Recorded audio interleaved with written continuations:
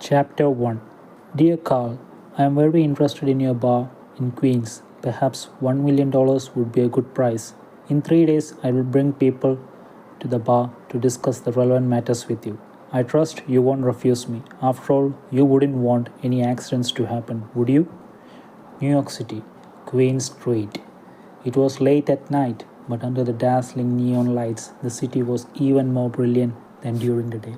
In a luxurious apartment, Carl was sitting on the sofa, his right hand clenched, crushing the letter in his hand into a ball.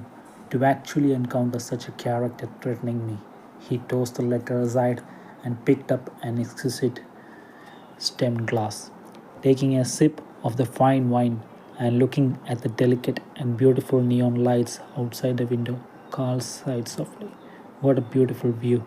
24 years ago, Carl came to this world. As he grew older, he learned that the city he was in was called New York. Originally, Carl thought he had simply arrived in a city across the ocean until he saw Captain Steve Rogers Memorial, that is Captain America.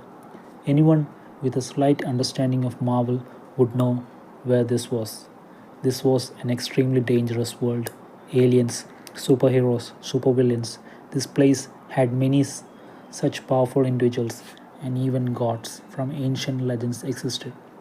Of course, this world was also very interesting, as the Marvel world had all sorts of superheroes. Along with Carl came in a check in system. This was considered a standard equipment. However, his check in system was different from those in the novels of his previous life. Carl's check in system not only allowed him to check in at various locations daily, he could even accumulate check ins. He could preset a check in time, for example, 1 to 2 years. Then, when the preset time has arrived, the check in would be completed automatically. The longer the check in period, the more powerful the reward would be. After 2 consecutive days of receiving milk powder as check in items, Carl made a decision he somewhat regretted to check in for 25 years in New York City. As for now, Carl had checked in for 24 years in New York. As a result, he was still an ordinary person. Well, an ordinary person with black hair, black eyes, handsome and wealthy. Ever since he came to this world, Carl was adopted by a wealthy single businessman over 50 years old. Carl Smith, this was the name the old man gave him. Although it was a bit strange for an East Asian person to have such a name, Carl, out of gratitude for his upbringing, continued to use this name. A few years ago, this kind old man passed away. His billions of assets had already been transferred to Carl's name through legitimate channels. These included some real estate, 2 bars, as well as the old man's own company and shares in several other companies. It's worth mentioning that after realizing this was the Marvel world, Carl spent several years organizing his assets. First, he sold his own company and then sold most of his shares in other companies. This operation brought him a large amount of cash. Afterward, Carl invested in several companies such as Stark Industries, Hammer Industries, Pimp Technologies, and Oscorp. These were the companies of Iron Man and Iron Man villain, the first Ant Man, and the first Green Goblin, respectively. He only knew these companies because he vaguely remembered them from watching Marvel in his previous life. Due to this operation, Carl's assets multiplied more than 10 times in a few years. He now had tens of billions of dollars in assets. The letter he threw into the trash can had appeared in his bar at some unknown time. The sender was Wilson Grant Fisk. The name seemed confusing, but he had a nickname, Kingpin. Carl knew his character. He was a supervillain known as the Underground Emperor of United States, seemingly very powerful. Some people might have not heard of him, but his opponents were quite famous. The most famous among them was the friendly neighborhood Spider-Man of Queens.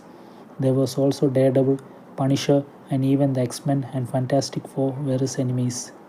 Because he had lot of underground dealings, he was, it can be said, at odds with many superheroes. Recently, for some unknown reason, he took an interest in Carl's bar and wanted to claim it for himself.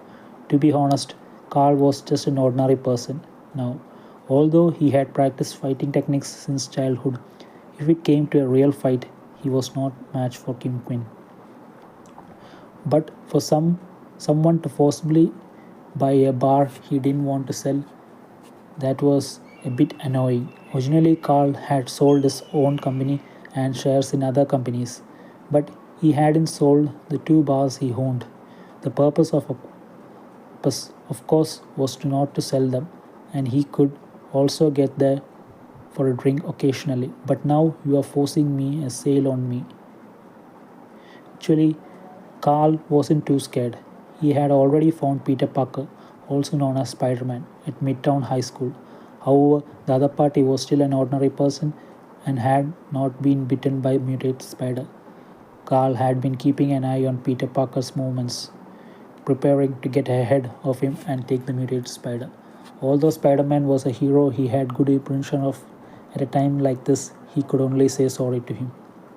Originally, Carl wasn't in a hurry about the mutated spider, he just considered it as a backup plan. But now, a villain like Kingpin had suddenly appeared. The mutated spider was no longer something he could rely on. It seemed he still had to rely on his system. Carl looked up at the clock. It was 11:55 p.m. In 5 minutes, it would be his check-in time.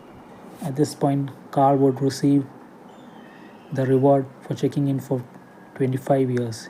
He was very much looking forward to this reward. If the system, after 25 years of check ins, still couldn't give him anything good, Carl would simply transfer the bar business out. At worst, he would pay a supervillain to assassinate Kingpin, or wait until he had the ability to get revenge later. Carl picked up this wine glass and waited quietly. Ding! Host has checked in for 25 years. Congratulations, host. You have received the Silver Age Superman template. Silver Age Superman template? Hearing the mechanical voice in his mind, Carl's entire body trembled slightly. Silver Age Superman. The reward he received for checking in for past 25 years indeed did not disappoint him. As a transmigrator, Carl naturally knew what kind of existence this was. Silver Age Superman was Superman from DC's Silver Age.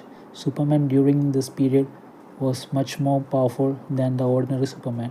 His abilities included destroying stars with a sneeze, move a pile of planets, absorbing magic, eating kryptonite raw, blowing out the sun, time travel. Of course, the abilities Superman had in movies and comics. Silver Superman also possessed them. Superman of the Silver Age might not be the most powerful Superman, but he was a Superman with the most potential because he represented no upper limit. Perhaps in battle he could gain a new ability. With this check-in reward, Carl no longer needed to snatch Spider-Man's mutated spider. There was no need. The mutated spider could be left for Peter Parker. With such abilities, what did Carl have to fear from Kingpin? He just waited for the other party to come to their doom.